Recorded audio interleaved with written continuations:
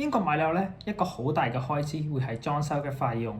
承接翻上一集咧，買樓3+2咧，今集就拆解英國買樓如果要裝修，究竟啲咩費用咧？為咗令到我同埋你哋咧易啲明白裝修呢樣嘢咧，我將需要裝修分咗3個 level， 由第一個普遍買樓好大機會需要做，去到 level 3就係好少人會做嘅裝修。而喺呢段片，我會每樣講緊究竟呢樣嘢係要使幾多錢，同埋有啲咩 option。入正題之前咧，點解買樓要裝修咧？原因好多。第一個咧就係可能安全性。如果你層樓一啲電啊、煤啊有問題啊，或者漏水啊，其實有一個安全性嘅問題喺度。咁你想租出去咧，你都過唔到 regulation， 可以俾你合法地租出去。第二樣嘢咧，就係你層樓如果裝修完咧，佢可以升到值嘅。你加多個廁所啊，裝修得靚啲啊，你租出去個價值係會即刻上升咗。同埋咧，如果你想之後做按揭咧，唔同香港啦，英國係會將你裝修嗰啲價錢咧計埋落去個按揭入邊，佢會 send 個估價師去睇下啊，你層樓裝修得靚喎，個估值會高啲嘅喎，咁你之後做按揭咧就可以攞翻多啲錢出嚟。最後裝修完，如果自住個地方靚啲，你都住得開心啲啦。咁由最基本開始 ，level 1啦。level 1嗰啲嘢咧，普遍每20至30年咧，呢啲嘢每間屋都要大換一次㗎啦。第一個就係廚房啦，廚房喺屋企嘅中心，又有電又有水，每日都會用咗10幾年就會殘舊。裝修一個新嘅廚房，由比較 basic 啲咧就4000磅，去到比較靚啲咧就8000磅。第二樣咧，好多人都忽略咗嘅 cost 就係呢個暖爐，英國叫嘅 boiler。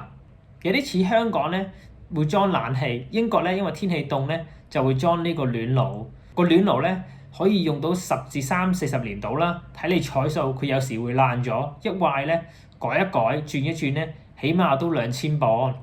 同埋如果一個你唔好彩，間屋係好耐冇翻新過咧，可能唔止暖爐要換，駁住暖爐嗰啲暖氣管啊，同埋每間房有個 radiator， 即係暖爐咧，可能都要全部翻新晒，分分鐘咧去到成7000英鎊。再落咧就係洗手間，呢個啲人比較少啲翻新。英國有啲舊樓嘅洗手間係真係可以幾殘嘅。咁你如果想翻新個洗手間咧，又好簡單，可以淨係換個馬桶啊、浴缸啊，2000英鎊。去到你翻新晒啲磚啊、牆啊，做到好靚嘅 finishing， 咁你去到7000英鎊到啦。再落去呢個又係一個好普遍要換嘅嘢，就係呢個電線。咁最簡單咧就可能要換呢個 consumer unit。咁你基本上買咗啲舊樓，你要換嘅機會都好大。咁如果咁唔好彩，層樓咧係好耐冇試過重鋪電線咧，你可以去到4000英鎊度。咁下邊呢個香港人應該好熟悉咧，就係油牆啦。咁油牆嘅價期咧就要由呢個1000英鎊去到4000英鎊不等啦。咁你可能淨係輕微油一油，或者去到英國叫嘅 back to brick， 連下邊嗰啲灰水都鏟晒出嚟，再鋪多次。不過普遍我接觸過嗰啲樓咧，都比較少會 back to brick， 大多數都係上面油一油輕微補下就可以嘅啦。最後咧，呢個就決定你包唔包俾你嘅租客啦，就係傢俬同埋電器啦。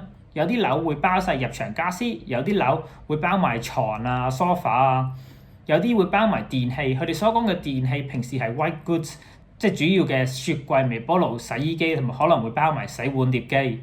包唔包住又好又壞，你包晒咧租金收得貴啲，但係壞咗咧你又要揞翻錢出嚟整出嚟換。好，完成晒 level 1，即係啲好大機會你要裝修嘅嘢。再上去咧就係 level 2，一啲少啲但亦都好常見要改嘅嘢。第一個咧就係英國天氣凍，好多時佢哋要裝呢個雙層窗，即係我哋所講嘅 double glazing。你睇翻呢幅圖咧，雙層窗咧就會厚啲嘅，保暖咧好好多，同埋亦都隔音多啲。而呢幅咧就係啲傳統啲單層嘅窗。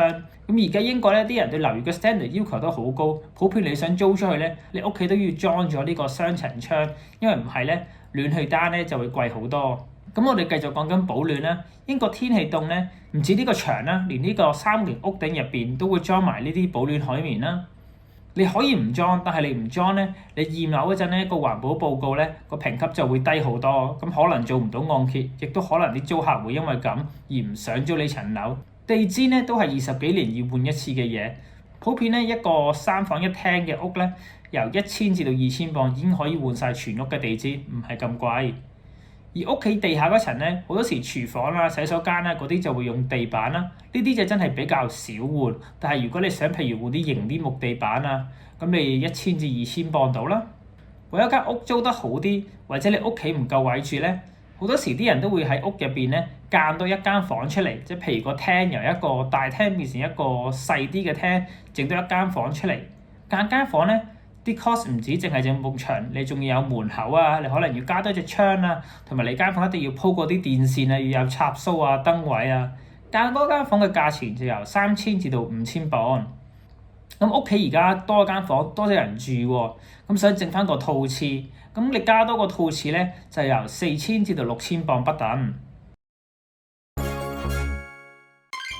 最後就升咧去到 level 3，咁呢啲就真係比較少人會做，比較大啲嘅工程。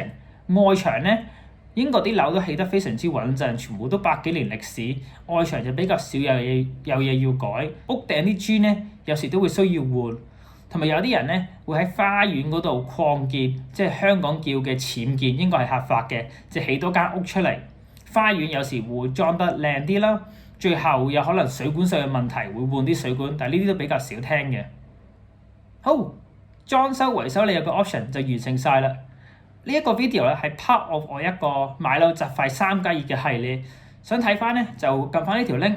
我屋企喺英國咧都有幾層樓，所以都相對認識英國嘅買樓程序啊，有咩使費啊。如果你有問題就喺下邊嗰度留翻個 comment 啦。下次再講，拜拜。